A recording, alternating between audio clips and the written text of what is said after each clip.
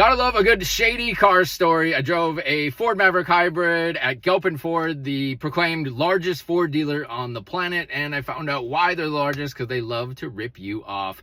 I asked for a quote. It took 2 days, and I didn't hear anything, so I reached back out and I said, hey, where's my quote on my truck? Well, about 10 minutes later, I had a quote, and in that short time frame, they found the chance to add 2 items I did not ask for. First was Ford Surface Care. This was $795. It's essentially just Scotch guarding the seats and throwing some cheap wax on the paint. You could do all this yourself for like $30. And the next was Door Edge Guards. It's a little film sticker that they put on the edge of the door, so when you're in the parking lot and you hit the car next to you, you don't scratch the paint. Well, this is like a $5 sticker on Amazon that your 5-year-old could put on the truck and do the same exact thing. So obviously I said no to this.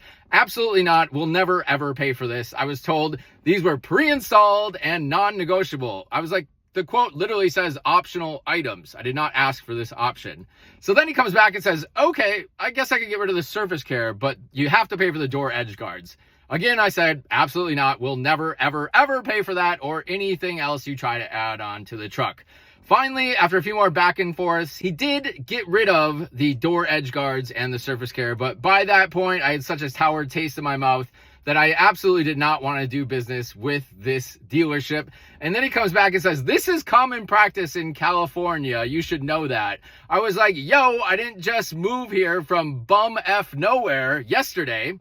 I did it over 10 years ago, and I bought multiple cars in California, and this is not normal. So it's safe to say I will not get it at Gilpin. Now, as far as Ford is concerned, don't let them fool you into thinking they're doing you any favors with this employee pricing for all program. In fact, most models are more expensive now because they got rid of all the other incentives they had before they started this promotion. Now, it was nearly impossible to get a Maverick below sticker price before this. Ford will gladly take about $2,000 off the price because they've raised it over $9,000 since the Maverick came out in 2022. When they released the truck, it started at $19,900. Now it starts at $28,900. So they're still collecting $7,000 in pure profit for the exact same truck. This is just a case of Ford being greedy, and then you add the dealer's greed on top of that. I'm having none of it.